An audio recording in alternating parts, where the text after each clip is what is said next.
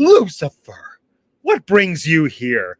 We all know why Lucifer's here, because everyone, tonight we are kicking off the latest and greatest Teacup for One movie marathon. It is Cinderella month. Welcome. My name is Matt, and I have 2 degrees, and I'm here with my good friend Lucifer, the evil cat, the star of tonight's film. That's right. We are kicking off this movie marathon with a classic, Walt Disney's 1950 Cinderella. This movie, if you can believe it, turns 75 this year. Cinderella does not look a day over 74. Honestly, though, this movie I feel has aged so well.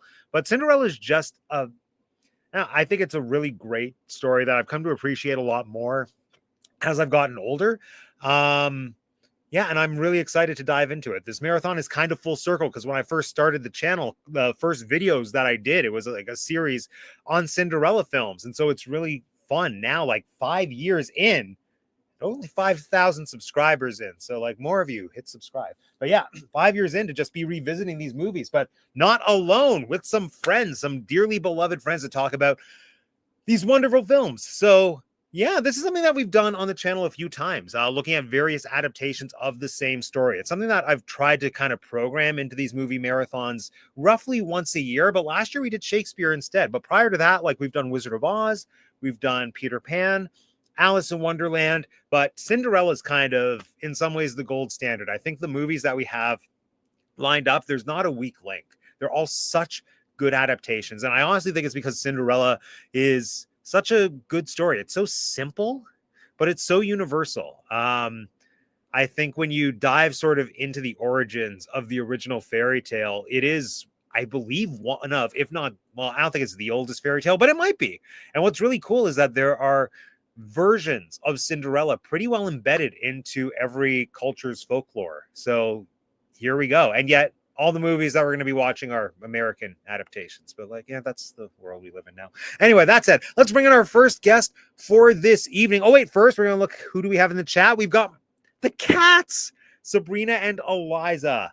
Yes, I kept on thinking like, Lucifer kind of reminds me of a slightly evil Eliza. It's very charming. But anyway, let's bring in our first guest for tonight. Make a triumphant return to the channel. It's Lauren, everybody. Hi. Hey, Lauren. Welcome back. It's so good to have you back. One of our Oscar movie marathon champions returning. I know. I'm so excited to be back. Yes, and I'm really, really hoping to do more of these. So I'm super excited. Oh, so good to have you. What was the last one that you were here for? Was it an Oscar situation or? I can't remember. Now. It's been a while, but I remember seeing your Oscar coverage, and I was like, oh man, I can't believe I missed like an Oscar. Well, this year's Oscar season was kind of mid though, so like, yeah, I didn't end up seeing pretty much any of the movies. So you saw Wicked, right? You had to see I saw Wicked, yeah, Wicked for sure. But I was like, man, if I had been in the club this time around, I probably would have watched more of the movies. So sad. But I saw your mom come in, and I was super excited. I love your mom. She loves you. Yeah.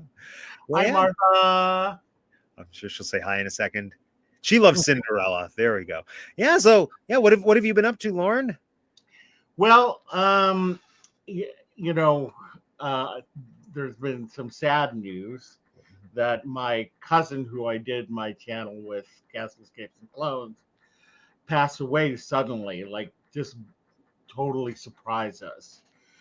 And so I've just not been doing the channel because it's been a little bit depressing to me to do it.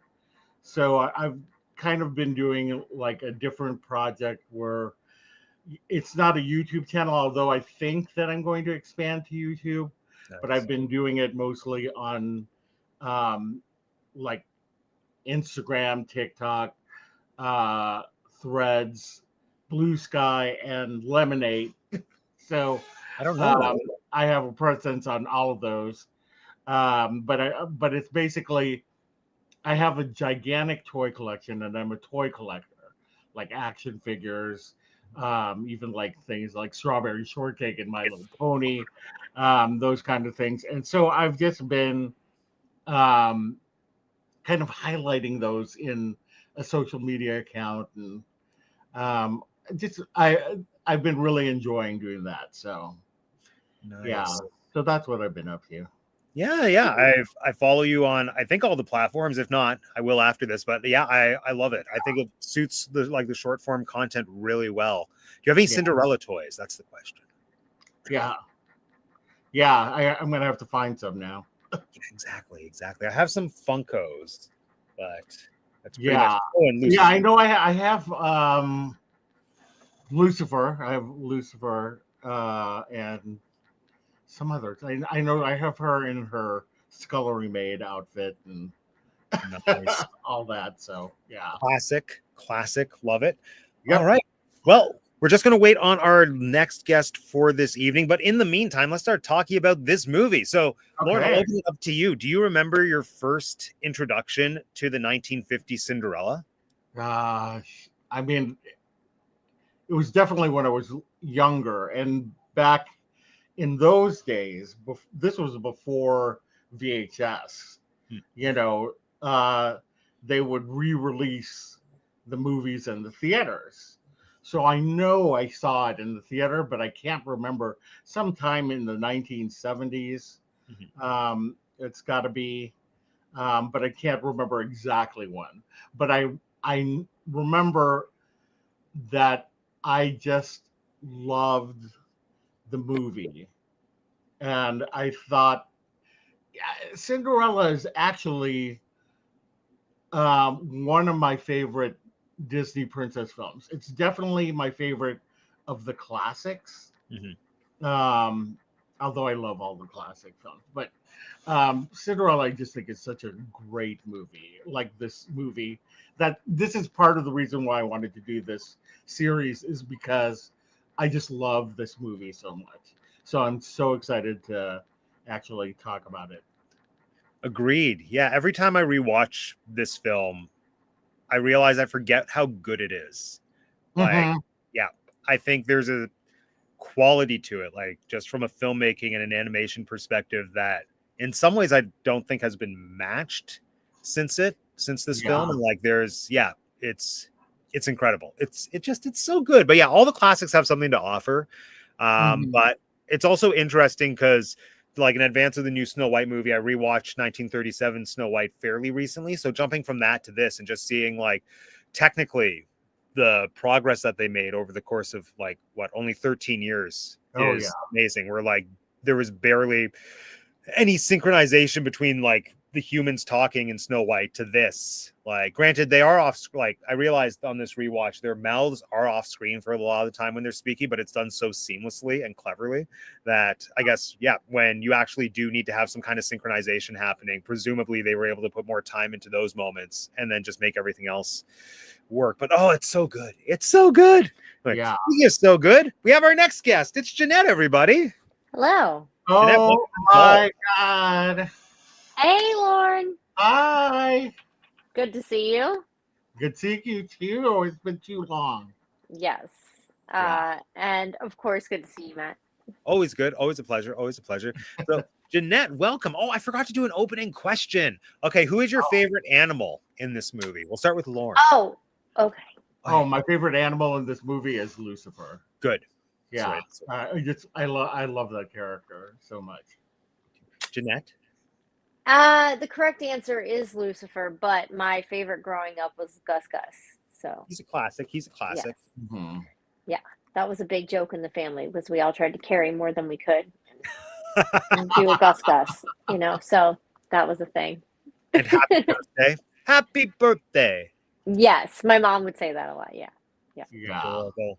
Adorable. So, Jeanette, welcome. Well, welcome to Cinderella month. It's going to be a good time. It is. Lots gonna of be a good really good movies, time. lots of good fashion, exciting. But I guess opening question for you as well. Do you remember the first time you saw this movie and what was that like for you?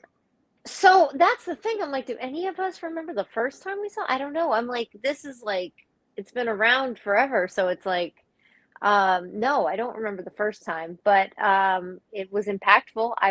Just remember having always seen it So to me, like, I guess from birth, I don't know. I know the first Disney film I saw in theaters was Pinocchio, and the first one I saw on Me home too. video was because that was the re-release. Because Yeah. we're like the same age. Yeah. So Pinocchio was in theaters, and then Little Mermaid was on home video. But I do believe Cinderella was the second film I saw on home video. That's what my mom says, at least as far as like which ones we owned on VHS and all of that. So yeah. Yeah, I remember Cinderella being one of the earliest VHSs that I had. Yeah. Or yeah, like my earliest VHS memories. In fact, it might even be, I don't know if it was the first ever VHS I had, but it's definitely my earliest memories of my VHS collection. Cinderella was, it predated that. Like my first memory of looking at my VHS tapes was like, wow, this one is really old. And which is funny because like it was probably only about a year or two old, but like it already had a stain on it for some reason. Like there Well, was, and they changed the style of VHS like cases around that time. There was a lot of progression in the VHS field at that time. So things were changing all the time. And I feel like that was but yeah, also, it just it might depended have been on like when one you of the were first born and which one was out of the vault at that point. Like what year you were born and which one was released on home video that year. Yeah, it's crazy. Oh, I wish I had it. Well, I do, just not Um in this room somewhere, but yeah. I'm sure we'll get into how Cinderella has impacted our lives in the long Mhm. run later, but there's been like a few touchstones in my life of Cinderella, in my opinion, directly like impacting my life. So, Oh, absolutely. It's look, yeah, as I said kind of in the opening, you know, I think it's one of the better fairy tales because yeah, it just has this timelessness to it. I think this universality, Yeah. which is really relatable. And I feel like this movie does such a good job at capturing that. Like going into it on this rewatch, just knowing how old it is and that it is one of the first Disney movies. I feel like the attitude I go into watching older Disney movies with now is like, I'm going to love this because I'm a Disney fan, but I'm prepared for it to not hold up. Whereas this one pretty well did, and in some ways exceeded my expectations, mostly, especially, I think, with the characterization of Cinderella. That was my biggest pleasant surprise in this rewatch, because I think I had the idea in my head that older Disney movies, like treated female characters just kind of with no development, no character development. And I think like this performance is so good. yeah. The vocal performance that Irene Woods, is that her name? Or Yeah. Eileen Woods? Yeah. Eileen Woods. Eileen Woods it's just like a fully fleshed out character that has so much nuance and like there's sass to her. Like I love when she's like, I have to go interrupt the music lesson. I'm like, oh my gosh, like this is the level of shade here transcends decades. It's Do we so think and correct me if I'm wrong, maybe it was a couple years after, but I think this has a confluence in time with I Love Lucy being on television. Yeah. Well, that's a Um little before, a little before it. is a little before, right? So like maybe Yeah. in this time period, this is when we're moving into being okay with a touch of redhead. Like Cinderella, we argue, is she blonde? Is she like strawberry blonde? Like what is, but like this idea that like certain women can have sassy attitudes about things and like, pluck their way to the top. So, yeah, and I think we definitely see that in her characterization here. And I feel like Cinderella's the princess that comes under the most scrutiny, except well, maybe Snow White a little bit as well, of like she's just a passive person who's waiting to be saved. And I don't see that as much in this film as I thought I would. It is like it just is very clear to me that, and sorry, Irene or Eileen? I keep forgetting. Eileen? Sure. Eileen. Yeah. Eileen Woods even said in an interview, like she never wanted the prince. She just wanted to have a night out. She wanted to go to the ball. And just with that interview in the back of my head watching the movie, I was like, that is totally what this person wants. And there's something so beautiful, I think, about this characterization of Cinderella with how optimistic she is from the very beginning. Like she is so acutely aware of how bad her life is, but she's still choosing to be optimistic. And then when it gets to the point when she breaks at the end, I felt like that hit so much harder because I'm like, oh my gosh, like you're human. Like it's so beautiful. But anyway, yeah. What did everyone else think about this movie's specific take on the title character, on Cindy? I mean, I think that you said a lot of it there. I just think that for a character in the time that it was at, I think she was very nicely fleshed out.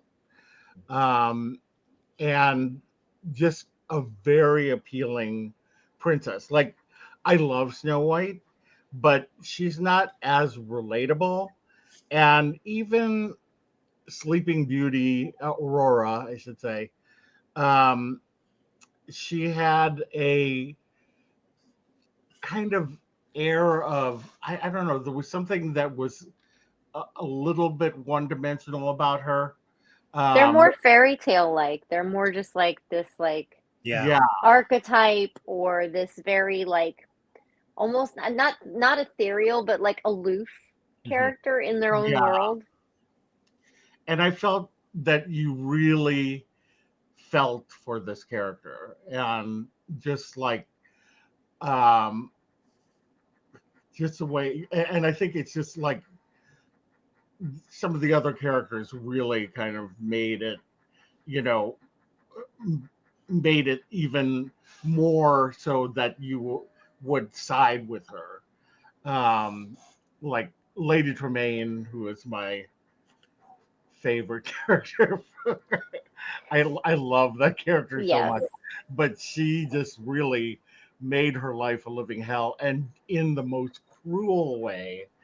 Um, and I just think that she, she, as you were saying, that she was such an optimistic character that she could rise above even that. Yeah. Yeah, absolutely. I think that this particular depiction of Cinderella handles it in a way where like we get that fairy tale aspect, but again, especially like we're taking into consideration the time period this came out in, and you it's unavoidable not to. Like with every year that time marches on, it's like less avoidable than it was the year before. And so like just to take into account all of that, throw out any complaints about beauty standards or whatever. Like you have to get rid of the surface stuff and look at how they're depicting her. And she does kind of work herself out of where she is. If she doesn't put in the work, she doesn't get where she is. If she just is like, this is my lot in life, I guess this is it. Like Mhm. this whole movie is about her making it happen, you know? So yeah, I think in that way it's not just her falling asleep and getting a kiss. You know, there we get enough of those. Yeah, I think that she does a good job of that. And honestly, early on, what do we have? We have Snow White, we have Cinderella, we have Sleeping Beauty. Those are spread out by at least 20 years each.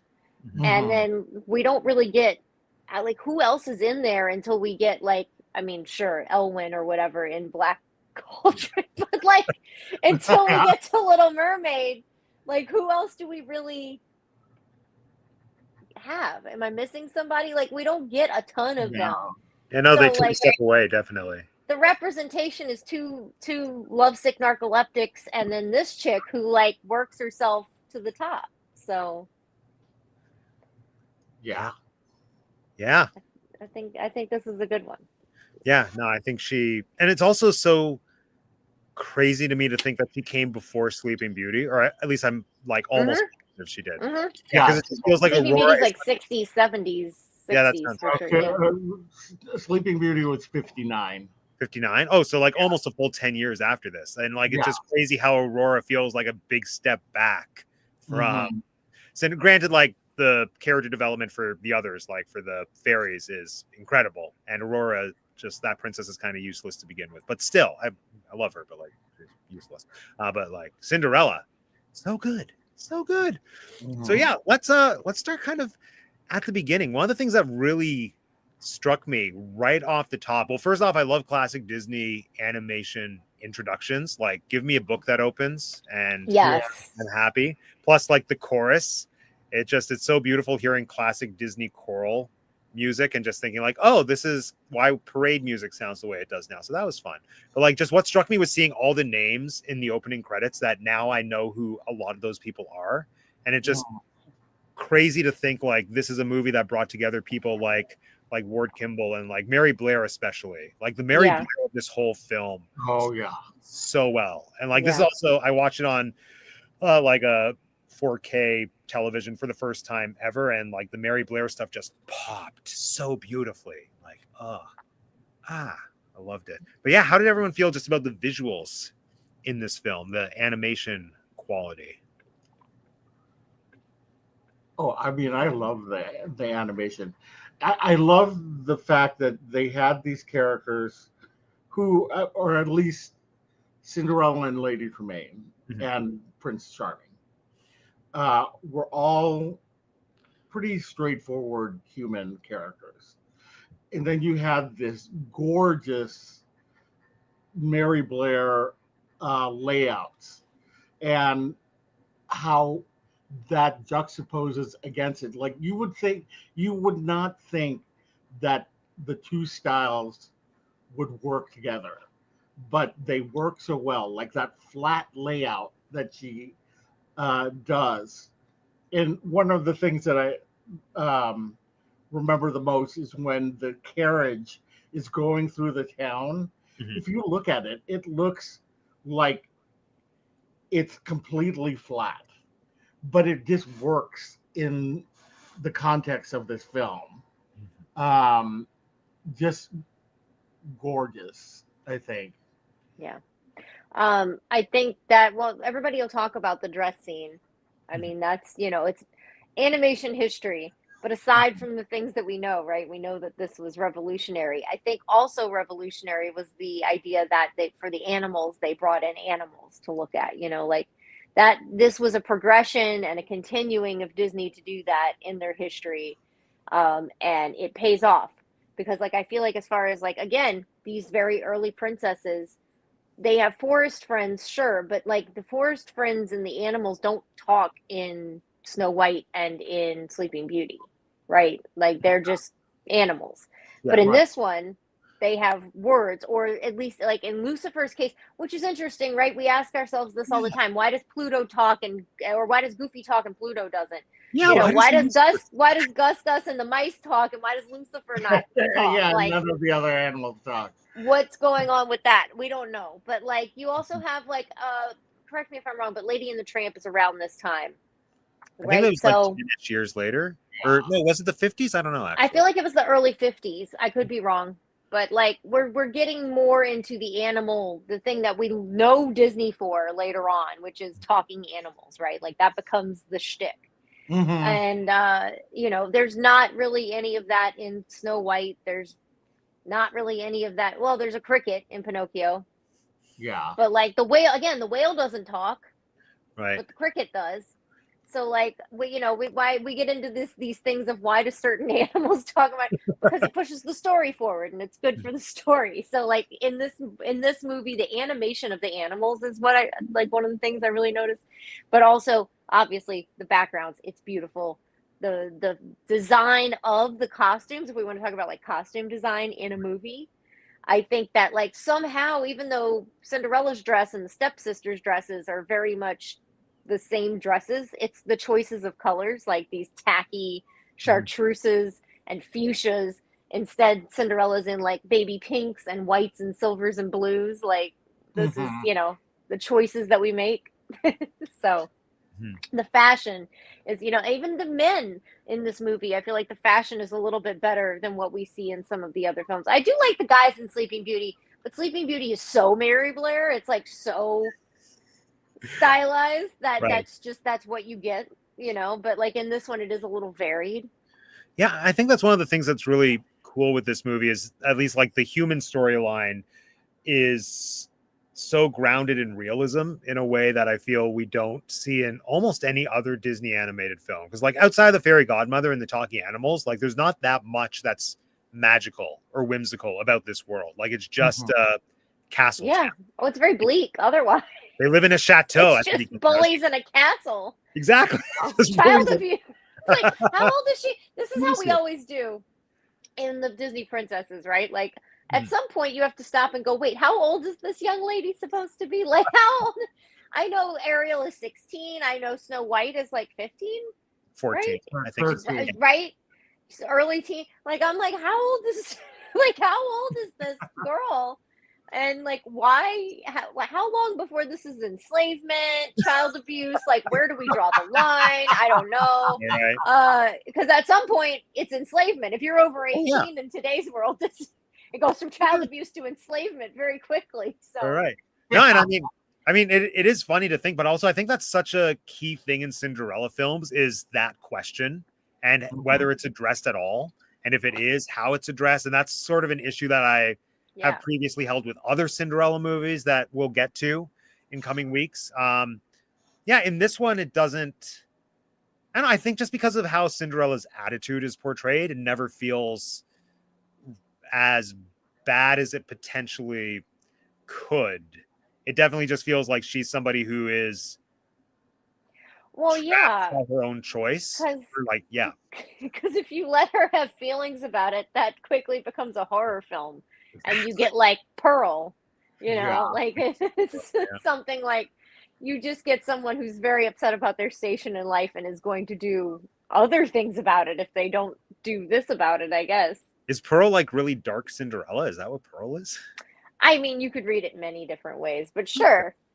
That was just just an idea of someone who's like unhappy with their station in life and takes a different path than this path to do something about it, Fair enough. Nice. What was it? Oh yeah, I guess dialing back a little bit to the animation just before we move on to the animals, which is the next thing I want to talk about in depth. But one thing that I love about this movie is like they use shadows in such a cool way that boggles my mind with the use of color. How they're able to make it look like someone is stepping into a shadow and like the color is the same, but now it's just like a slightly darker shade. Every time that happened in the movie, my brain just went to, how did they do that? How is the color making this happen? And like the whole use of color in relation to lighting is like, and this is one of the very first videos I have on the channel. Like that's the reason everyone thinks her dress is blue when it's silver. It's just because that one sequence when they're on the balcony is supposed to be lit by moonlight, which like naturally has a bluish tinge to it. And like, that's why the prince's jacket is blue as well. But like, it's so beautiful to me that this film is so well art directed. And like the use of color is so good that it is still holding up to the point where like, that's what they dress Cinderella in now in the parks, even though it's wrong. Like we even see right there, it's supposed to be silver. It's silver dress. It is. It's white. It's silver.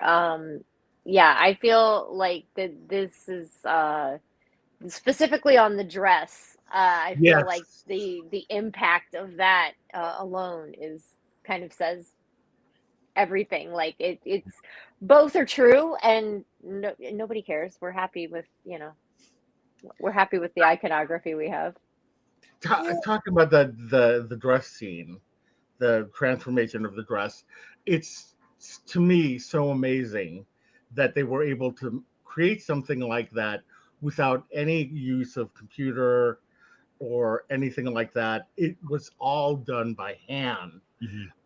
Even the on cells, where everything had to be inked and painted and all of this stuff, and it just looks gorgeous and seamless. And that is, to me, is like such an amazing.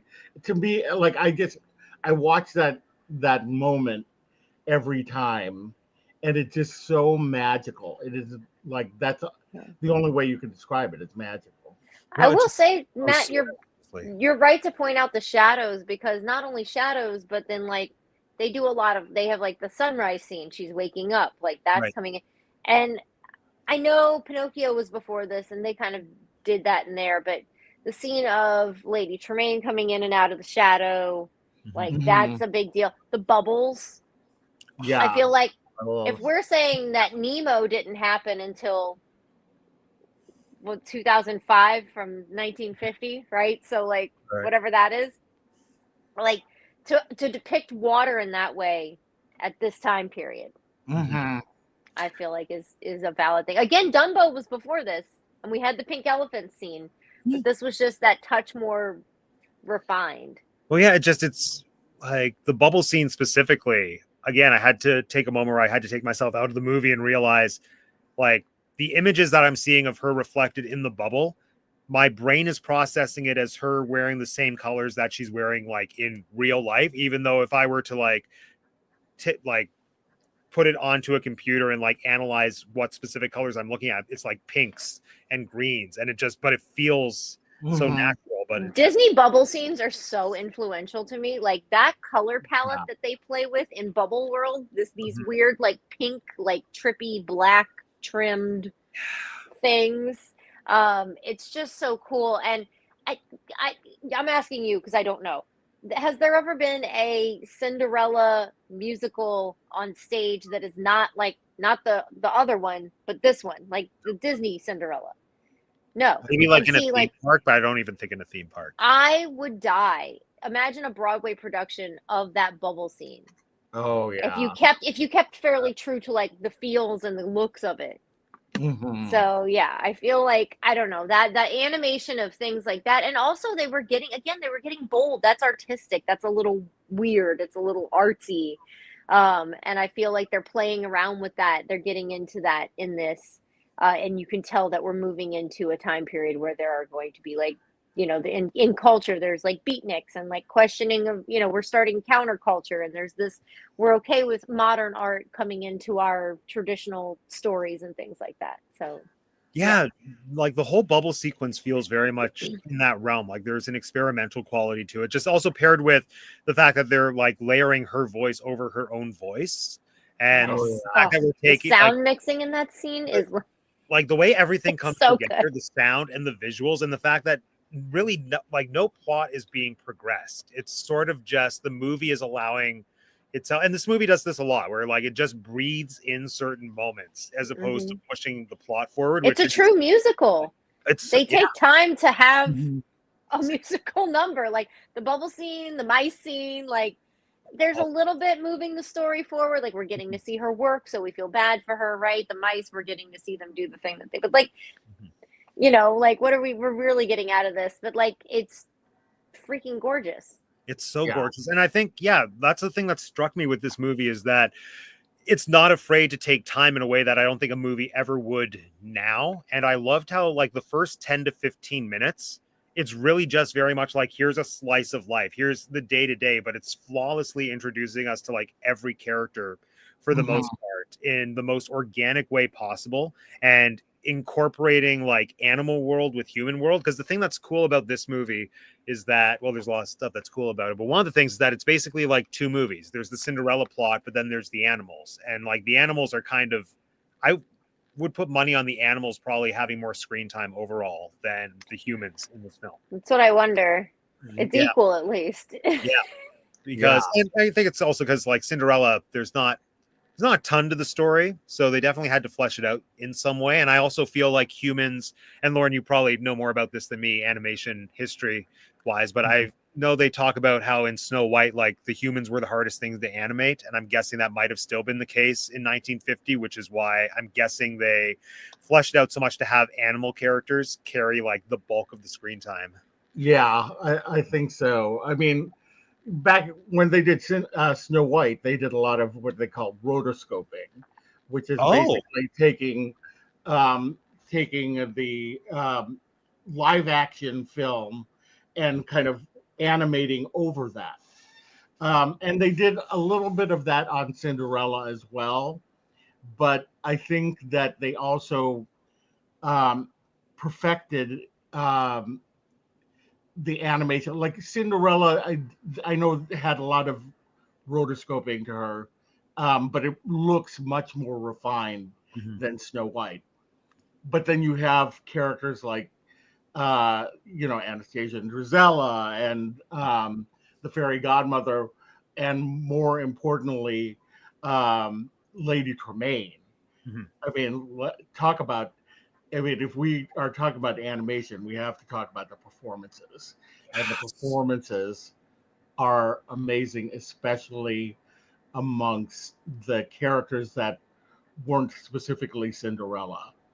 But Lady Tremaine, like I think of that scene where Cinderella is going to be reprimanded by Lady Tremaine because one of the mice ended up in a teacup Right. and she goes into the room, and the room is dark, and it's flat. I mean, like, it's amazing because the backgrounds are flat, and you have Cinderella there, and then all of a sudden you see this out of the darkness, Lady Tremaine's eyes, and she is so expressive with those eyes. It's just so amazing the way that she is animated in that scene. Can we talk about the eyebrowography that they do with her? Like the way that they animate like this Mhm. portion of her head Yes. is crazy. Like compared to what they've done before to this point, right? But also again to your point with the shadows, Mhm. also the voice acting, like everything that they did to bring it together in those little moments that you're talking about with. And how about the Angelica Houston lighting?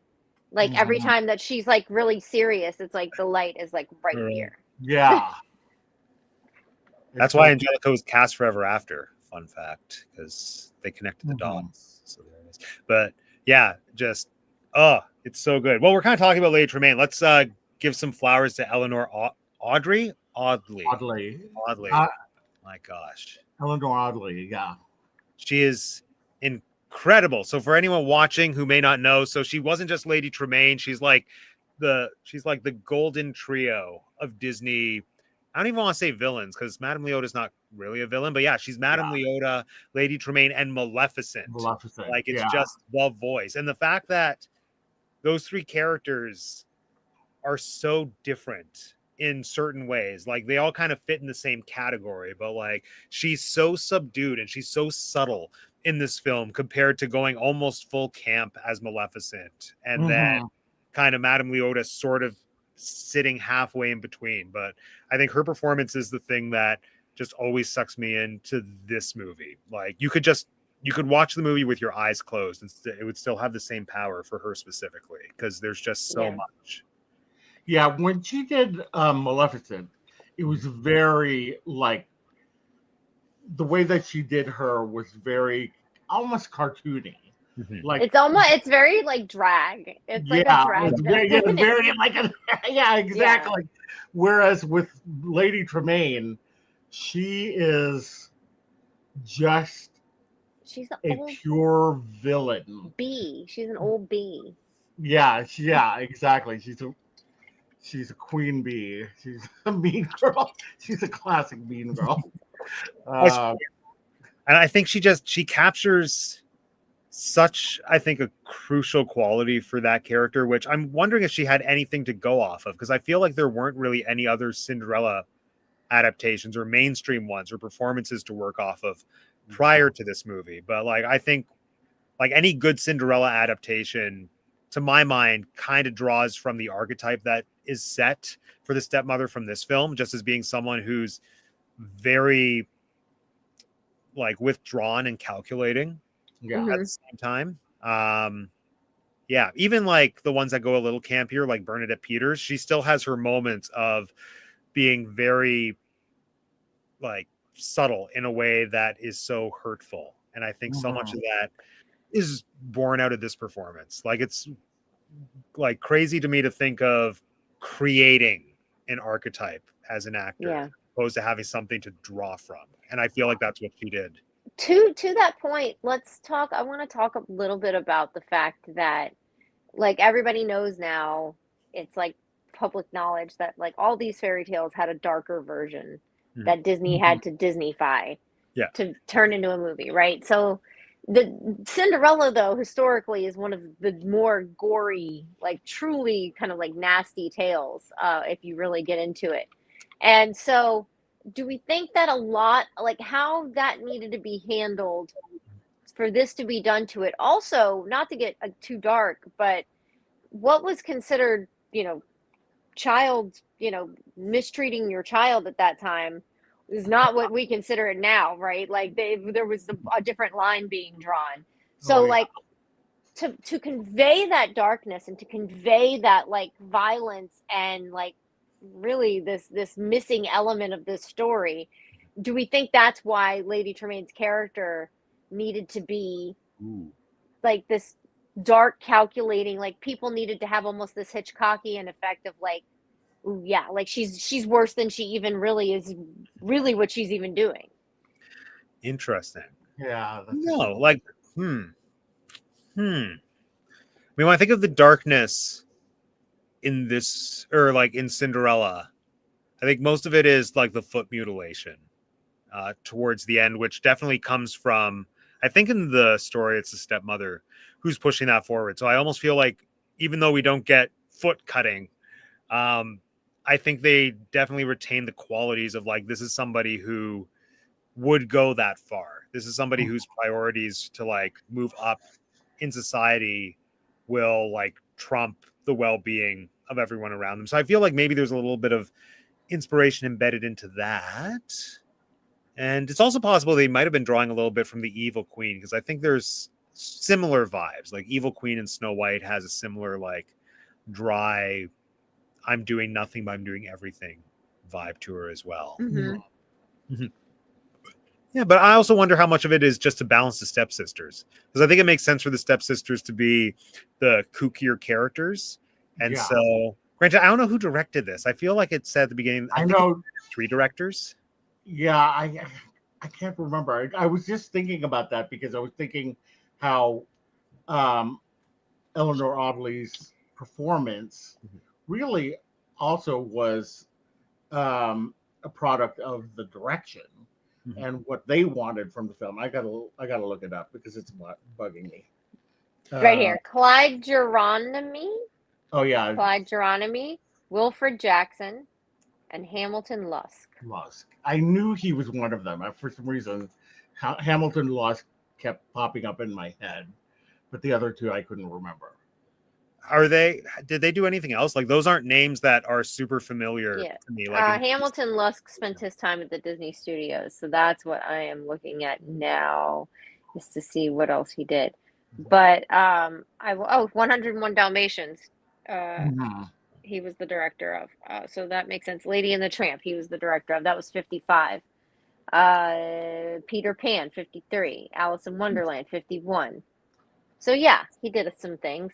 Yeah, at the Disney Studios. He was one of the 9 old men, but the other 2 were not. Okay. Trying to see. I want to say it looks like 101 Dalmatians was like the end of his like feature length film directing with Disney. He still did things with them after that. It looks like 1987 was his last project with them. It was a small TV thing. Fun. Yeah, my suspicion or instinct would be that like the quality of acting performance and direction probably came from one of the less familiar names, because everything else that you mentioned that he did, like I can see similarities to Cinderella in a superficial way in terms of like small entertaining sequences that are just kind of stuck together. But I feel like those other movies that he worked on didn't have the same like dramatic weight as this. Yeah. So you had a mixture. He looked like what at the time would be the future of Disney, and then this Wilfred Jackson, he also worked with him on Lady and the Tramp, but it looks like he worked on some things like back. He did like cartoons, like the Santa's Workshop one, and he did Fantasia. He worked on Fantasia. I don't know if he was a head director or what, but he was on Fantasia. So like he had done stuff with them much earlier on. So there was a mixture of talent there coming from the different ends of Disney at the time. I wish they gave us like more behind the scenes documentaries back then, just to show us how these things were being made and brought together. Doggy! Bruno! Oh! This is Bernard. Oh, Bernard. Bernard. Oh, he just wants to be held. Oh. Actually, I have a rescuer's poster right there on my wall. Looking at Bernard on my wall. You just want to be held. Oh my goodness. Yeah. He thinks he's a lap dog, but he's actually fairly heavy. Oh, he's so cute. He's so special. Yeah. He's so special. Ooh. Oh yeah, the animals. Well, we kind of spoke about them, but I want to give some love and attention to our animal friends in this film, because sort of as we've touched on, I think half the movie is their narrative, which is pretty special. And what I really appreciated is that they justified at the beginning why all these mice are wearing clothes. Because that was one of my first thoughts was why Yeah. I can suspend my belief only so far, Disney. But then when she's like, oh, we have to have an outfit for the mouse, I'm like, oh my gosh, Cinderella's making clothes for these little mice. That's why they love her. Which again makes me question how old she is. Like if she's like then I question like if she's 14 and she's doing this, that's cute. If she's 24 and she's doing this is creepy and weird and she needs help. Like, right? No, I like think this she's is like a little 18. I feel like I think she's supposed to be 16. I believe that with the exception of what's her name, Snow White, yeah. they're all supposed to be 16.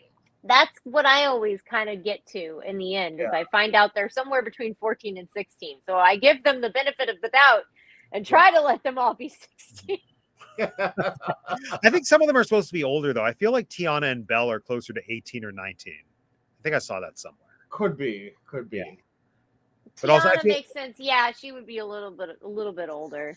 Yeah, especially like I mean, I know the 1920s was still 100 years ago, but I feel like 16's a little young for your mom to be like, give me the grandkids, get the babies. Yeah. Also, I thought that was a funny thing with this movie, how preoccupied the grandpa was with, or the king was with, like, make babies. His character is maybe the only thing that doesn't age so well in this movie. Like him in general is a little, but he's funny. He's funny. Yeah. There's this amazing show on the Disney Cruise Line. It's a sequel to Cinderella called Twice Charmed, which I am in love with, and I wish it was a movie. It's very similar to Cinderella 3. Which I was gonna say the Twist in Time one. Yeah. Yeah, I used to watch that on Disney Junior with Nola when she was so like good. 3. I love it. But yeah, Twice Charmed is like that, but better. There's time travel, but there's also an evil fairy godfather, and it's just the whole thing. The music is so good. But even in that, like right at the beginning, the king sings a little song about how he can't wait for like Cinderella to get pregnant. I'm like, stop it. Yeah, I think we need to keep princesses' uteruses out of stories. Exactly. Like no. Unless it's turning red. Like exactly. I'm fine with that. She's not a princess, she's a king. Yeah. This was on a Disney cruise ship? It still is. It's on the Disney. Oh it's God. Really good. It's so good. It's on YouTube. Interesting.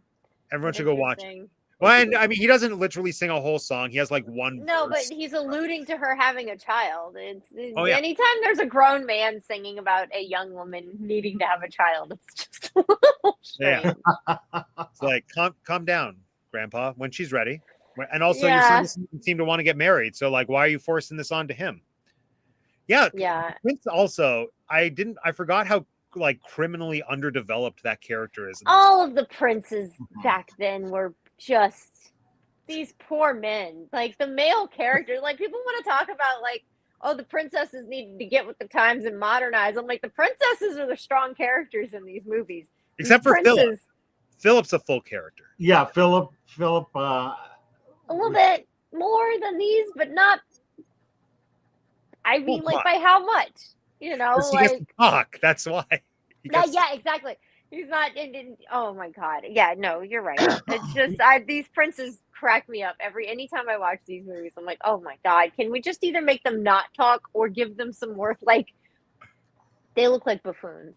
Yeah, well, I mean, like even Snow White's prince got to sing a song. This guy, I think, says like 4 words. He's like, but wait, when will I see you again?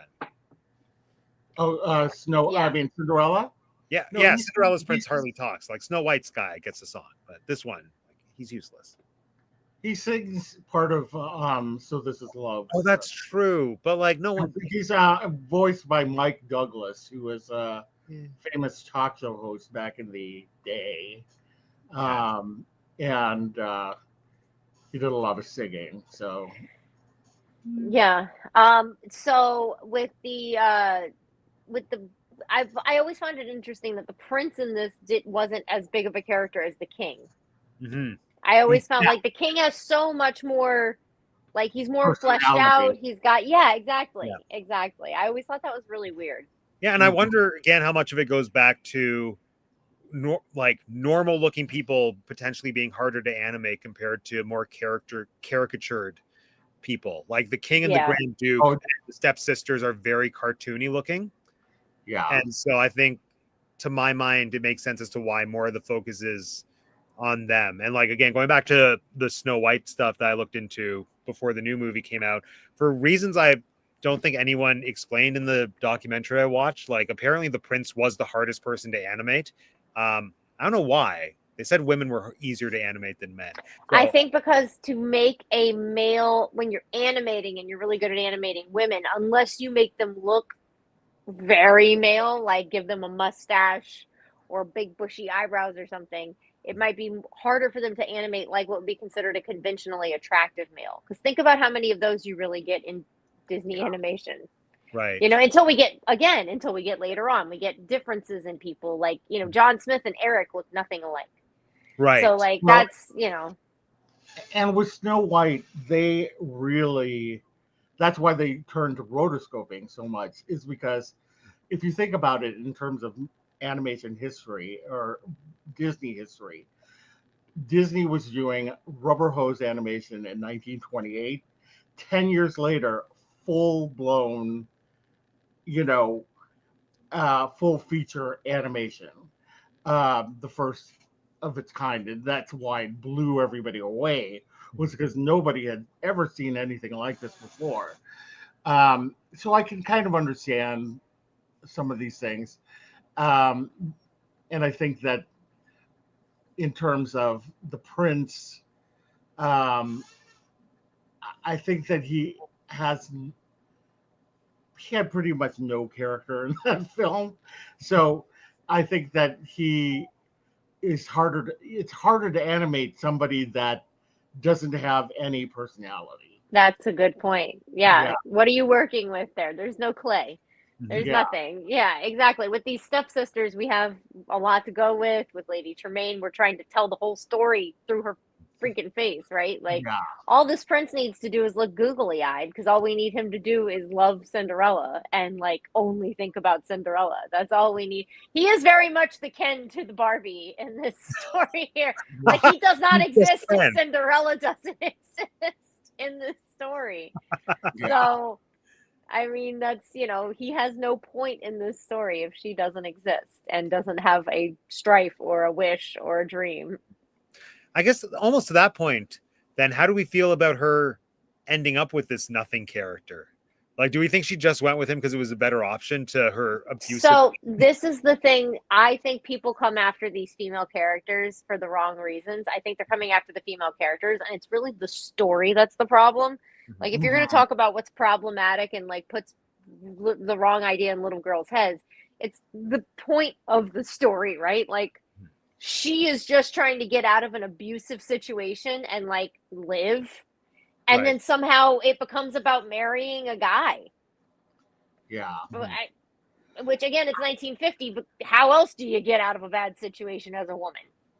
So, you know, there's valid points to be had all around, but you know, that's what I think about the story. I'm like, with the prince, I'm like, this is where the problem lies. It's not in Cinderella's character, it's in the story. Yeah, that's so true though. But I think that they did a fairly decent job with what they had, by having that whole ballroom scene where she's at the top of the stairs and he's like, you know, at first he's like bored and he's like yawning, and I do love that part. That part is so like, I don't know if that's like soap opera or camp or like music video. I'm like, what is that? I do love that though. Yeah, and I think that and then the song, you know, it just kind of like, for that time period, you know, people just fell in love. You know what I mean? Like there was no question about it. It was just like, well, and that was the fairy tale for little girls, right? Because that you couldn't just do that in real life. You couldn't just, that wasn't going to happen. Like, this was the fairy tale, so that was the fairy tale they were selling then. You know, and I feel like the fairy tale changes with each princess a little bit. Yeah. I mean, I do think there's something to the simplicity of the story, just even in terms of, and I feel like Cinderella as a whole represents this idea of you could be in the absolute worst place possible, but there is still hope that the best possible thing can happen, i.e., suddenly you become royalty. So I think it's almost like more of an idea than an actual narrative moment. But then when you're actually presented with having to watch it happen, it's like, oh, I have more questions than I have answers right now. I do think that this movie, like, I'll give it the benefit of a lot of doubts just because of, like, stylistically when it was made. And I do feel like if you read between the lines, it's enough to feel like there is a connection between the two of them, where maybe, like, I take it to think that when she leaves with the glass slipper, it's not just like the marriage happens the next day. Like, I feel like they courted a little bit, maybe, even though the king was pretty anxious for them to get married. But yeah, like, the movie sort of allows for that. But yeah, ultimately, I do feel like it's presenting to you now she gets married because that's the dream. That's the dream. So yeah. And it is interesting to see how other movies address that going forward. I feel like that, might be my one qualm with this movie, is how quickly that happens. But that more or less is always my qualm with Cinderella adaptations, is how it addresses the last part, like the third act, when she ultimately ends up with the prince. Like, how much did the movie justify me buying into them as a couple? How much am I invested in Cinderella actively pursuing this? And there's really only one movie that addresses it in a way that I like, and I saved it for last. The other movies make me angry to varying degrees. Yeah, I mean, I think that's why they save these wedding, like, running off into the sunset scenes for last, right? And why they only last 3 minutes of the entire film, if that, is because, like, it really doesn't serve much purpose, right? Like, we get this beautiful wedding scene. It's this gratuitous payoff for the little girls that watched it at the time, I'm sure. Like, imagine this. This was the Frozen of 1950, right? Like, this is, imagine every little girl being obsessed with this, you know? Yeah, I can see it because of the dress. Well, I was going to say, to that point, I will show you a picture. So I want to get into the music. Okay. The music is very special, I think. But the song, "So This Is Love," was my wedding song for my I wedding. knew that, but I forgot. And I did not necessarily choose my dress or my hairstyle based on Cinderella, but I didn't realize it till afterwards that it looked very much like that. So I'm going to try to pull up. This one shows the dress really well, but then I have one that shows the hair really well. Oh, wow. Oh my God, you're totally Cinderella. Yes. You're just missing the gloves, but everything else So is exactly. So, and like, I even have like a ribbon around the thing in the hair. Did you have the necklace? Did you have the choker? Here we go. I have a choke. Well, like a very, like a more, so like, that's the hair.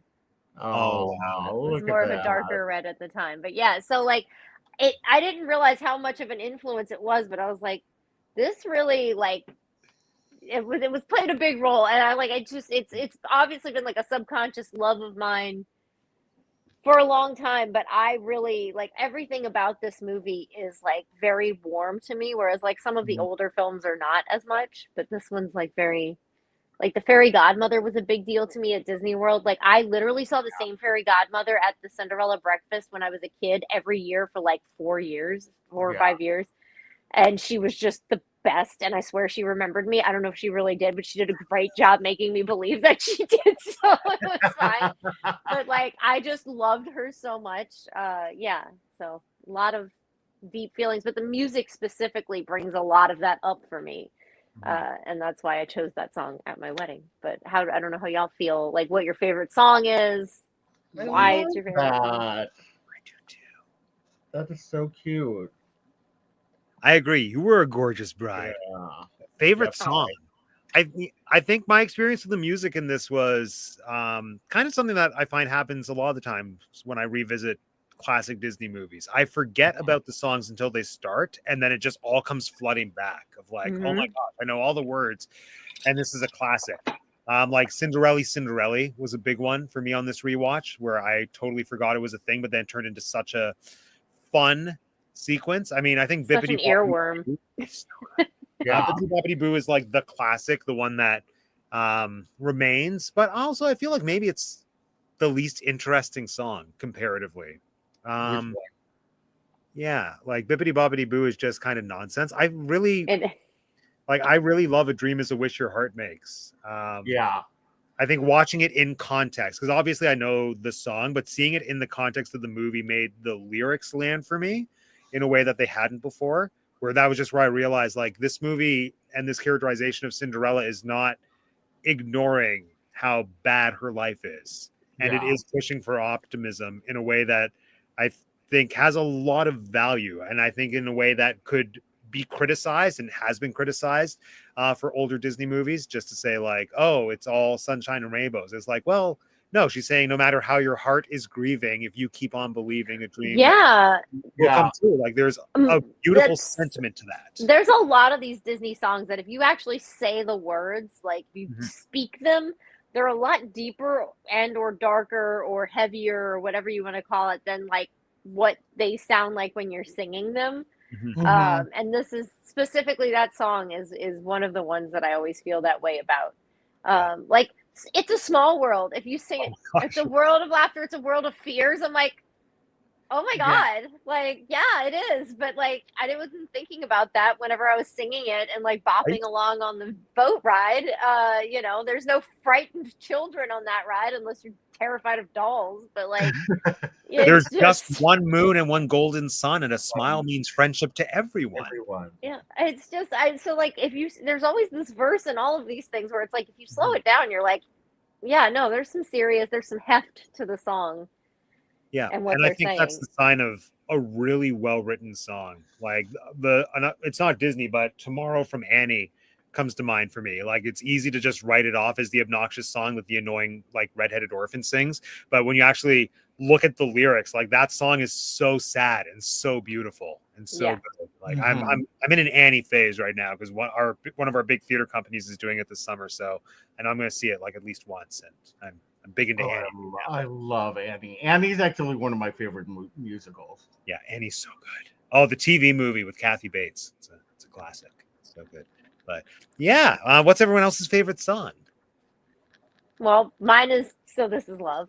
That's mine. Lauren? Mine is a dream. It's a wish your heart makes. Just I love that kind of yearning song. Like I love, like even Yeah. someday my prince will come. It's my favorite song So good. from Snow White, and just because I love that. I don't know. There's just something that I love about that kind of song. Part of your world. Mm-hmm. You love the I Want songs. It's the classic Yeah, Howard the I Ashman. Want songs. Yeah.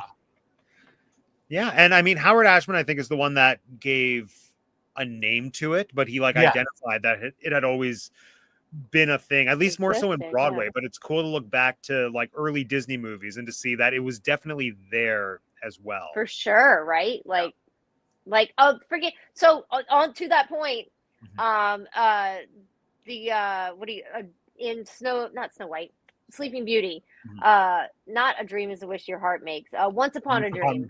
Yeah. That was what I originally wanted to be the wedding song, but it's much like waltzier, or like it was just faster. It just was not as easy to dance to if you were just trying to dance in a small space and like slow dance. So I was like, okay, and that is actually how I ended up on it. But like that to the same effect, like there's these songs that are the princesses, like, either coming to realization or saying what they want, or one of those situations, but they're always one of the best ones in the movie. Yeah. Mm-hmm. Yeah, that song, to kind of go on a tangent, I just found out realized a few years ago that was like they didn't write that for Sleeping Beauty. That's from Tchaikovsky's ballet. Yeah. Sleeping Beauty. Like they just added lyrics to it, which I think is that's pretty cool. Yeah, all the music from Sleeping Beauty is Tchaikovsky. Mm-hmm. I wish they did that more. I wish there was more of that. Yeah, that would be really cool. You know how stoked I get if there was like a Mozart princess movie? Right?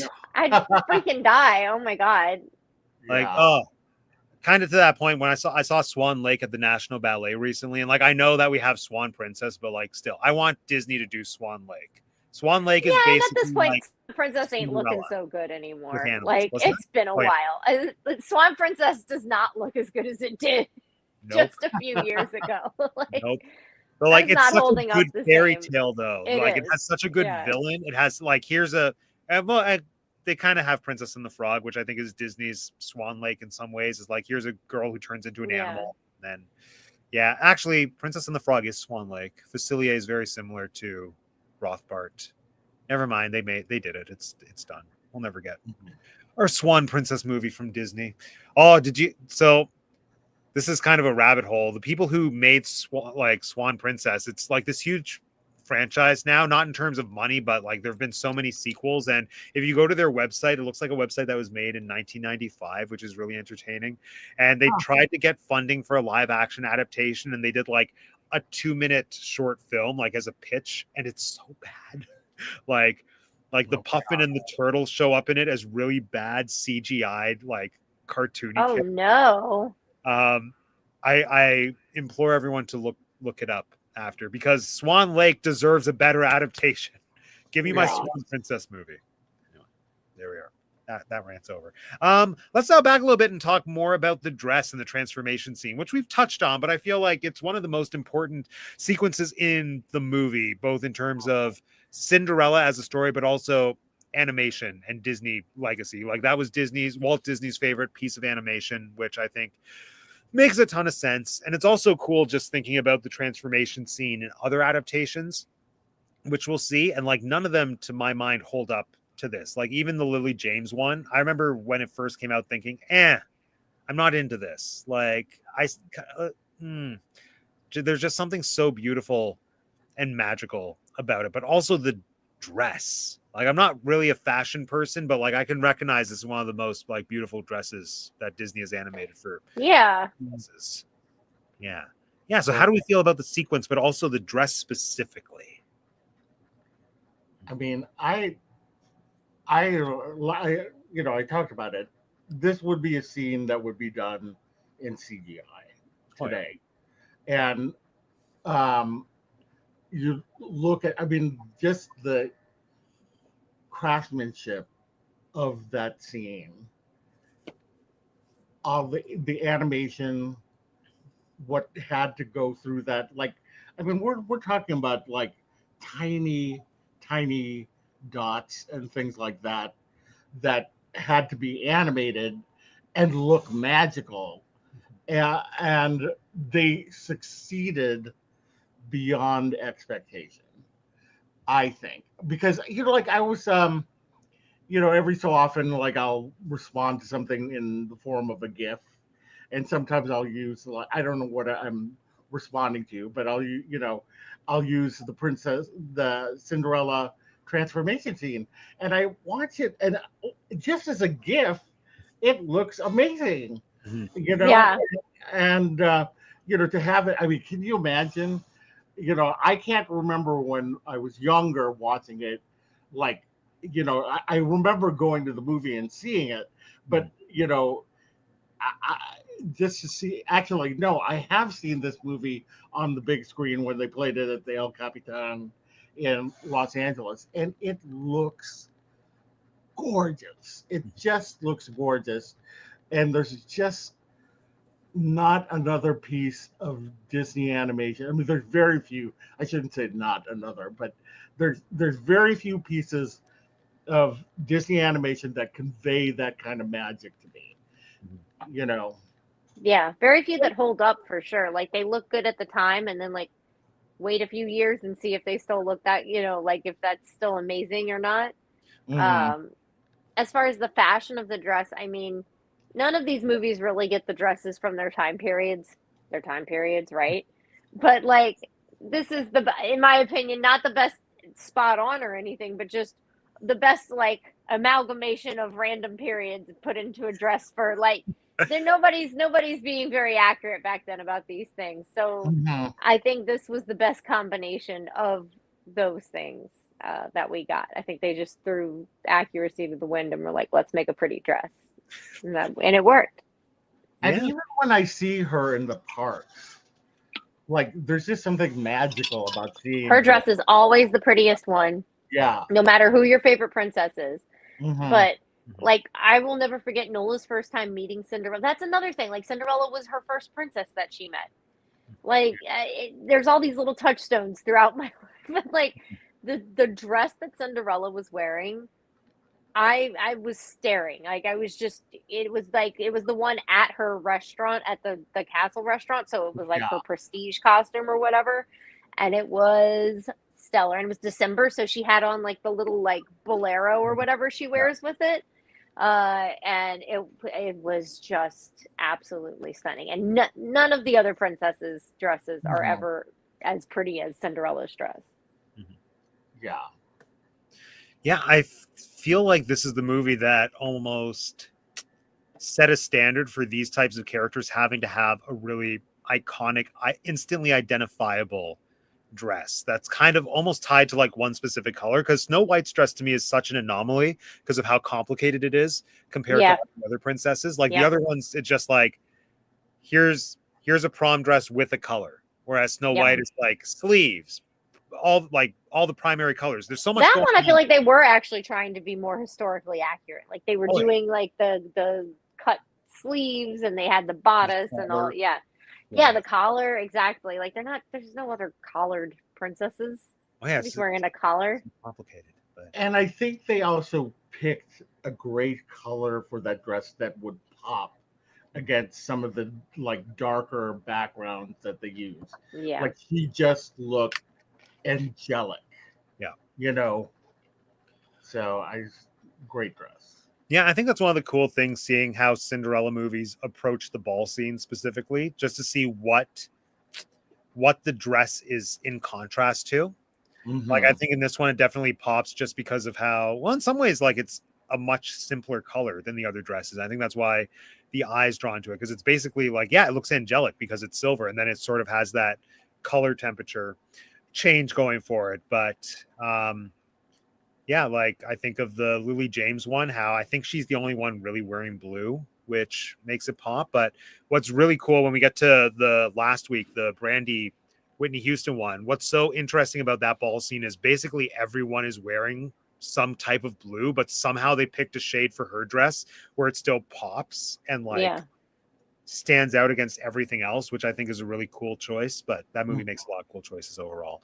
Yeah, I also think it's, again, I know very little about historic fashion or even fashion now, but to me, looking at her, it definitely feels, like you said, Jeanette, there is an amalgamation, but it feels so distinctly 50s in ways I can't quite articulate. Like maybe it's the hairstyle, maybe it's sleeves. Yeah. And the choice to wear gloves with it, I think. The way the hair's made up, for sure. There's like a little bump at the back, and it's pushed, and it's got a headband. Yeah. Yeah, like in the same way that Snow White feels very obviously a product of the 30s, like Cinderella feels very much of the 50s in a way that's aged beautifully. Yeah. I think it took everything that has proven to be timeless about that era and consolidated it to create this. Yeah. So good. So good. I mean, there it is. What else do we want to talk about with this movie? Anything else before we go to the game? Oh, game. I think I said everything I had to say. I would say that the way that like we talked about the opening, but the entrance and exit of this movie, I feel like are very satisfying. Oh, yeah. I find like everything about them to be, again, like a warm feel. I have a very warm feeling about this movie, but like those things really are like very comforting. I would like to say, just talking about animation wise and the fairy godmother, the scene where she appears is another like amazing piece of animation to me, because Cinderella goes running out into the courtyard.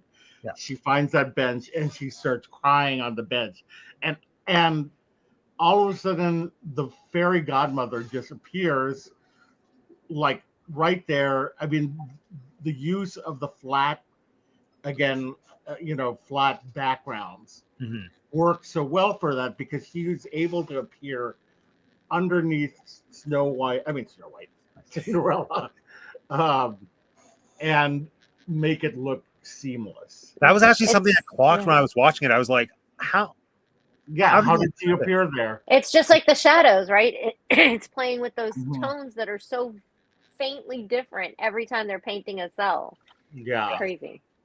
Yeah, I think like this movie to me is such an example of how animation just on its own is an art form that in certain ways just can't be replicated at all. Mhm. No. Like the dress transformation, I think is a perfect example of something that can only really have that power through this specific medium, as displayed by all the live action adaptations that, like, within a Yeah. year already look dated because it's just like bad CGI, but like good animation is just always going to be good, beautiful Exactly. visual Yeah. everything. And I think another thing that I love about this movie that I don't think I've said this yet, but I think it's just such a brilliantly visually driven film. I realized a few years ago on a rewatch that you could watch this movie like in another language or on mute and still understand everything that's happening. Yeah, for sure. Yes. Yeah, which I don't think you can really say for any other Disney movie or very few movies in general. I would say, can you Yeah. have that claim? I just think that it is the purest fairy tale. Yeah, Yeah. agreed. And everybody, like you were talking about earlier, every culture has had some story that is Cinderella. The Italian Yeah. one has cats, like they're cats. The main Mhm. characters Oh. are cats. Yeah. I'd watch that movie. Anyway, yay!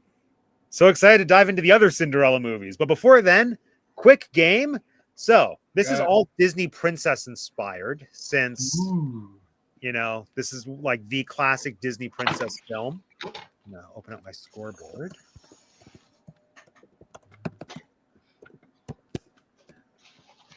Okay. Oh, I forgot to come up with a bonus question. I'll make one up. It'll be fine. So this will probably go by pretty quickly. It is sort of a sudden death, so it's kind of whoever gets it first will get the point. So Okay. I know. So what I'm going to do is I am going to put a Disney princess film up on the screen, and whoever sings that princess's song first will get the point. Okay. Yes. So there we go. Oh my. Okay. Yes. Ideally, I would like it to be like the I Want song or the equivalent. But if it's just a song from the movie, like I might accept that as well. We'll see. We'll see. All right. Here we go. Boom. I'm wishing. I'm wishing. Wait, I can't see. Oh, Snow White. It's down there. It's down there. It's okay. It's okay. For the one I love. Yeah. Find me. Which not in the new movie. Today. Yeah. Even though weirdly enough, I didn't miss it.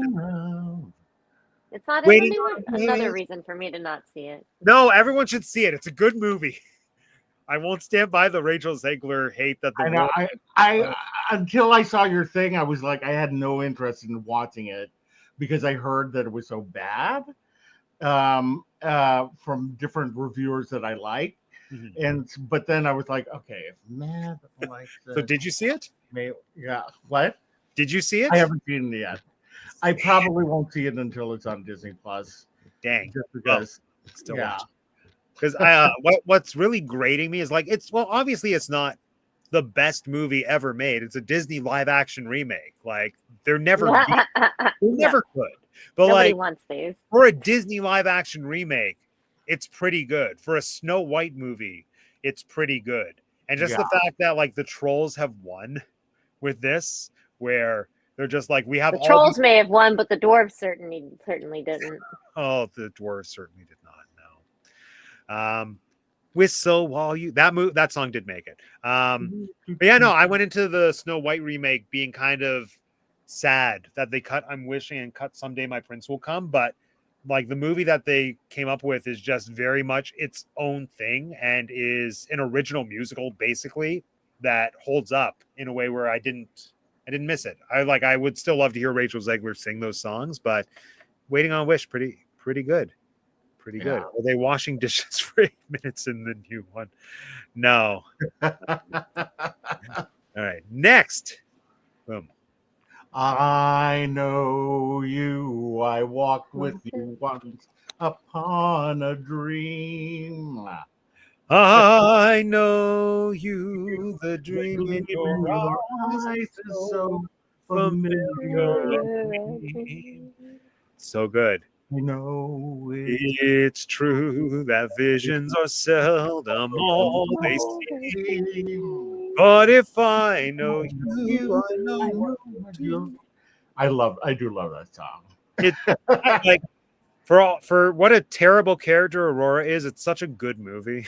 It's Yeah. such a beautiful film, even though she's useless, but whatever. All she had to do was sleep. All she Yeah. had to do was sleep. Next. Boom. She doesn't really have a song. She's not I mean, She does. I'm trying I to figure out wanted where to to start. There it is. There you go. I'm like, where do I start in this? Somewhere. I wanted more than I can tell. See, it's almost a prerequisite now for an I Want song to be sung in a field. Like she has to run into a Standing field. in a field. True. Julie Andrews, Belle, and now Elphaba. Like, Wait, just I was put 'em- gonna say, yeah, Wicked. Yeah. Even though in Wicked, my favorite thing is still that she's singing that while like looking out onto the deadly desert.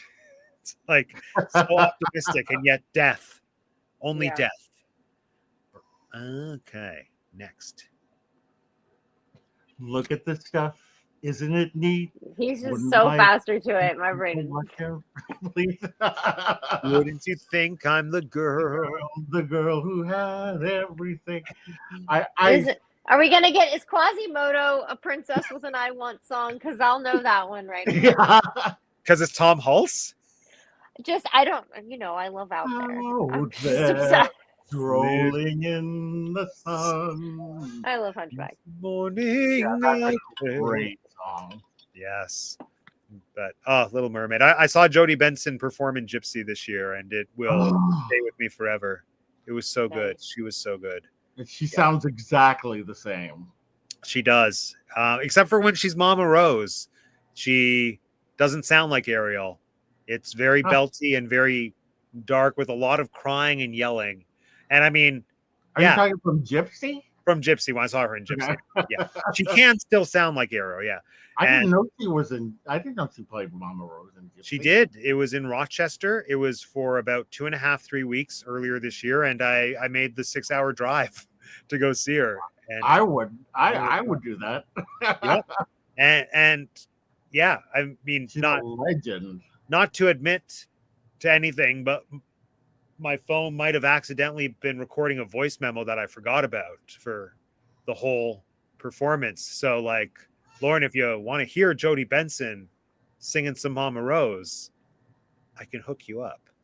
But I didn't say that. I'm just not. But that didn't happen though. It didn't happen. Like I would. There was an announcement. It's like, don't record. I didn't do that. It was a mistake. It was a mistake. So anyway, moving on. Oh, who's my reflection show? The girl is straight back at me. That's a tie. Yeah. Yeah. I loved the duet we had for a little bit there. It depends. It depends on who's singing the Christina version and who's the Disney Channel version or the movie version.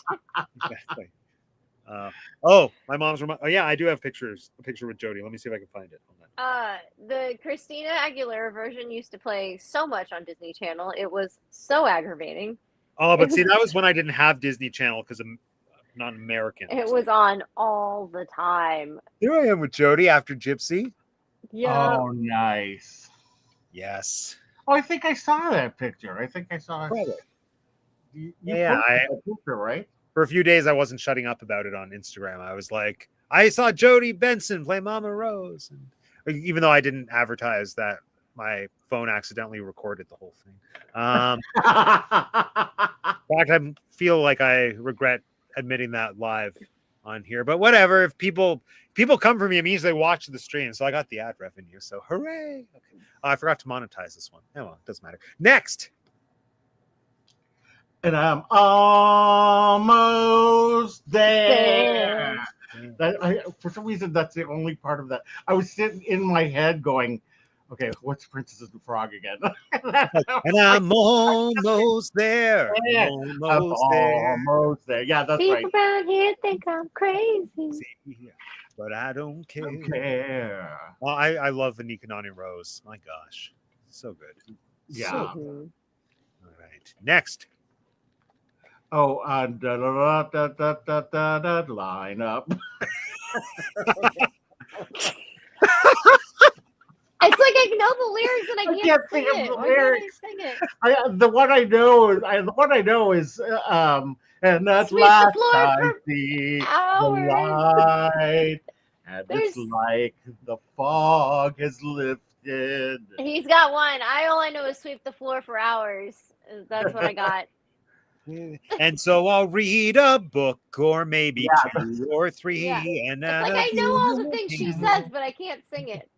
Wonder Yeah. when will my life begin?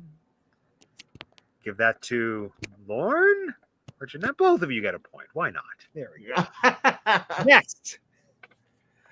Oh, How oh my God. Oh my God. Why can't I how think? far I'll go. Yeah, I I don't know. know. It's like there's a line in the sky and we can see, There and you it go. calls me. I will give it to Jeanette because he was first, but Lauren is. Lauren knows that he's got the beats down. My brain's fried. Ask me about the songs of the person I saw in concert last night. Was it Disney Princess? No, not at all. Okay.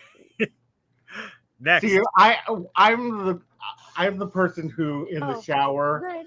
I literally go. am a Let it go. Although there's princess two in this, movie. Lauren, you have a chance. You have a chance. What? There's 2 I Want songs in this. I sang Yeah. Let It Go. Let It Go. There's another I Want song in this movie. Oh yeah. It's the one with the sandwiches, right? Well, no, I think the other I Want song, but that would count, I guess. But like the other I Want song, I would think would be the other song that character sings early in the movie. Which one was it? Was it the for the For first the first time in for yes, exactly. Lauren, every time you move in a certain position, it kind of looks like you have Cinderella's body, which is really fun. Oh yeah! Oh, I see what you're Oh doing. my God! I just need to like.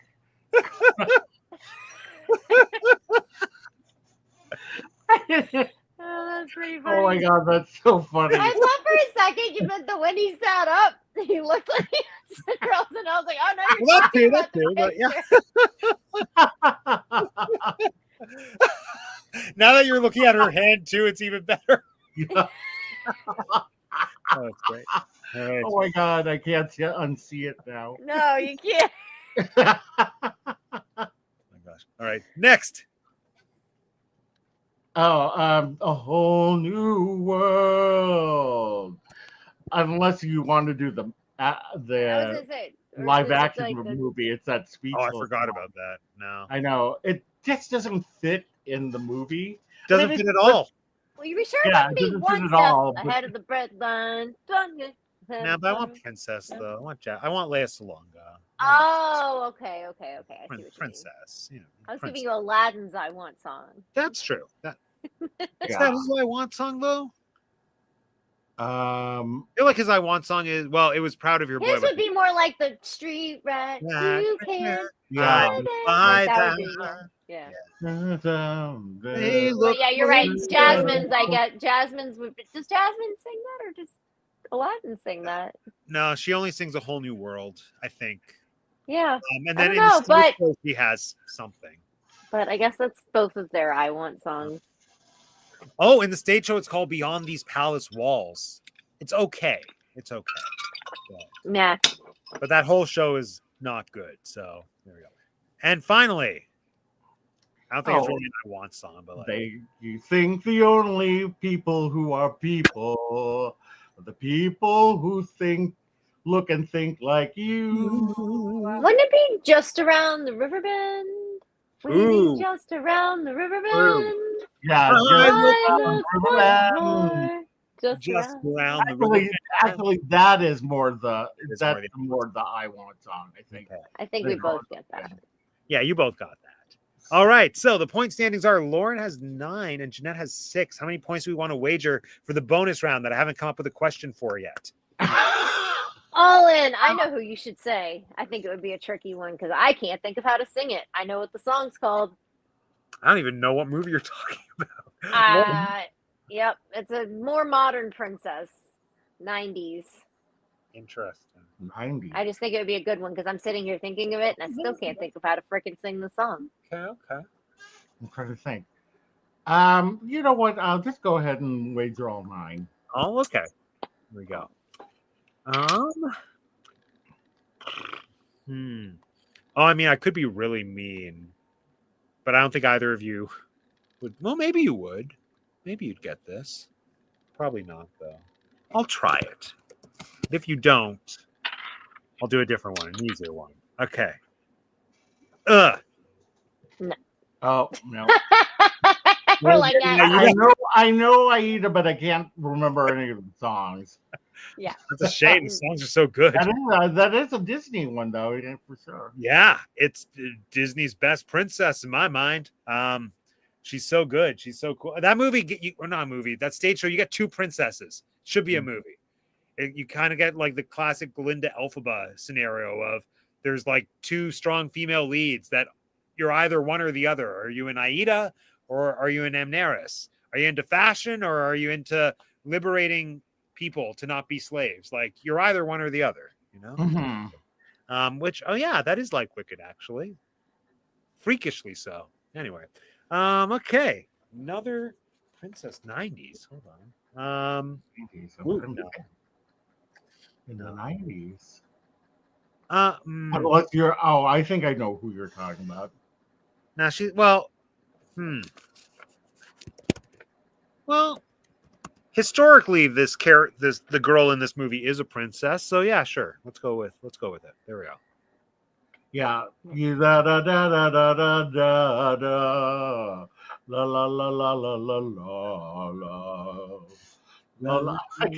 I can't think of the lyrics. I know the title, but like, yeah, exactly. Like, I know the title of the song. Been there, done that. Who'd you think you're kidding? He's the earth and heaven too. You try to keep it I hidden. won't say I'm in love. No chance, no way. I won't say it. No.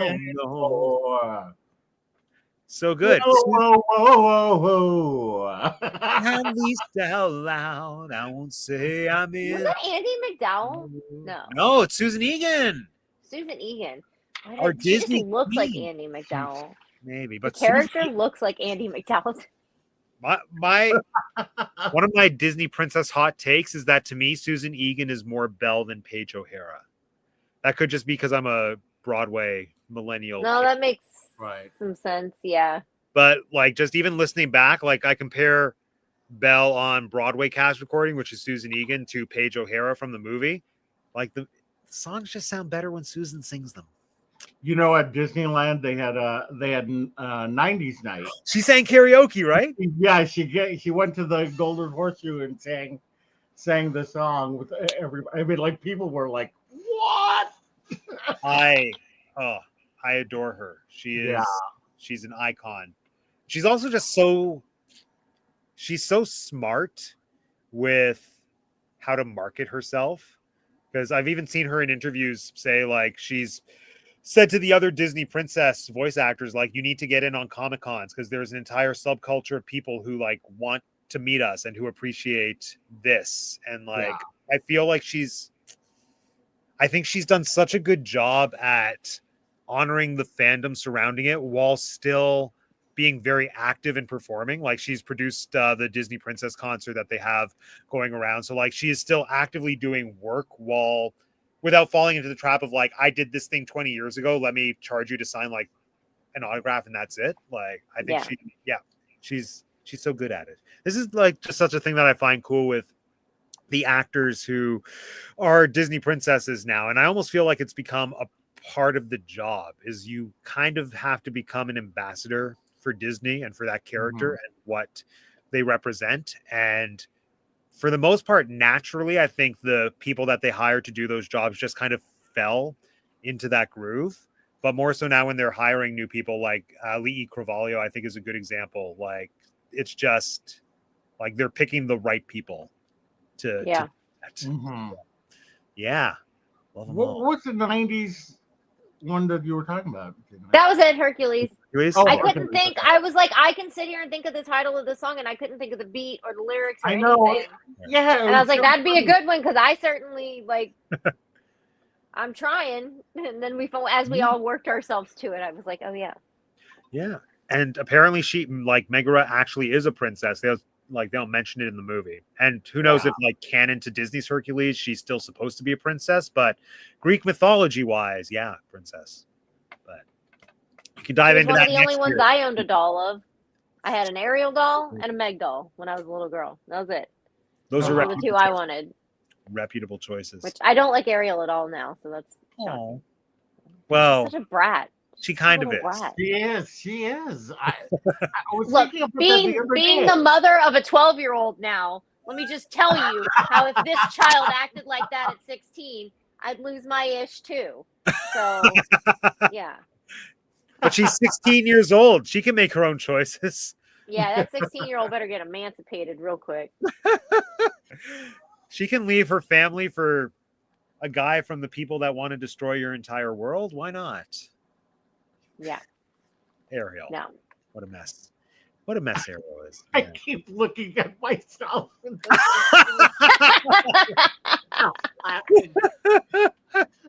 it's like my shoulder was lighting You need up. to do like one of these. Just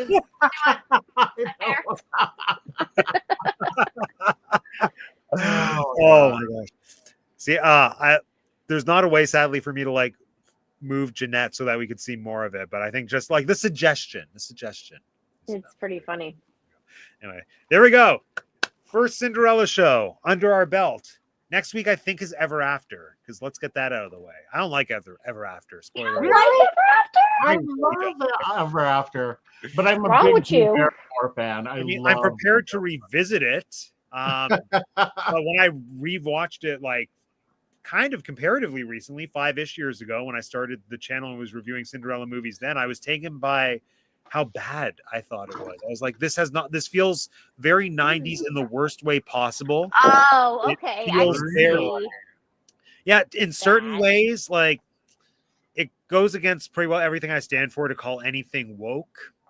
But if that wasn't the case, this movie kind of feels, I don't want to say overly progressive in ways that feel contrived, but to a certain point, it's like, I like never noticed that before. I'll have I mean, to, granted, I haven't seen it in forever. like so. specifically, like there's one scene that I really like that is in that neighborhood when it's like you can, like the thieves are like, we'll let you take anything you can carry. Then she picks up the prince. I'm like, yes, that's great. But then there's a scene towards the end that I feel is completely unnecessary, and maybe I'll change my tune revisiting it now. But there's a scene when like she just randomly gets sold to a guy and like gets a sword and is like, no, I'm not going to be a prisoner, and then she like swords him, and then the narrative. I think that might have more to do with Drew Barrymore's acting than the movie itself. Could have been. We'll get there. We'll get there. I love Drew Barrymore, and she's a perfectly fine actress, but occasionally some things. I forgot that she's trying to be British in this movie too. Oh no. Yeah. So I think, yeah, like Drew is. We'll get into it. Next week. Yeah. That's for next week. That's for next week. She's the new queen of nice. Is she though? Like when everyone was on strike, she made her like writers on the talk show still work. So, Really? yeah, her and Jennifer Hudson. It was kind of a thing. Yeah. J Hud? Yeah, J Hud did Jay, it. Oh, Vinny's here. Vince, Hey, look forward to Vinny. having you in 2 weeks. And yes, we are skipping Cinderella. Sadly, it was hard to narrow it down, but sadly, no Cinderella. No Cinderella. There we are. But yes, next week, Ever After, Drew Barrymore. Join us. Or don't. Right. Please do. All right, it's that time. Tell everyone who you are, where we can find you, and anything fun you want them to know. We'll start with Lauren. All right. Well, I'm Lauren, and right now I'm just doing my Lauren's Toy Box.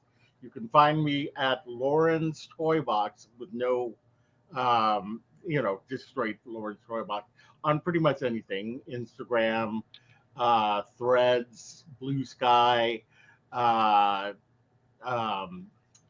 TikTok, and Lemonade. Perfect. That's it. Hello. You can find me here on Teacup for One. You can find me on We Like Theme Parks podcast. Not this past week because I was in New York. Yeah, you can find me on Instagram at TinkerJ787 and find out about that New York trip and find out about more exciting stuff coming up. Woo! All right. Oh no. Where am I? Where am I? Okay, sure. Why did I disappear? Okay, whatever. Hey, everyone. Well, thanks for joining us for the first week of Cinderella Movie Marathon. Join us next week for Ever After. And yeah, if you're watching, this is my channel. So subscribe if you haven't already. I'll make more videos eventually. Yeah, I'm writing one right now. It's taking a long time because, sometimes you just want to write a cute little video about the history of Dorothy from The Wizard of Oz. Then you find yourself at a Starbucks 2 hours deep into reading about the suffragette movement. And then it's like, I don't think I know enough yet to write this video. And then you start learning more about suffragettes and like the different factions of them. And it's like, how much of this goes into the video? And how much do I just want to learn for myself now? Anyway, a Dorothy video is coming. When will it be? I don't know. But until then, we're going to be talking about Cinderella movies. So join us here. Until then, my name is Matt, and I have 2 degrees, and that's the Tea Cup for One. How do you end this?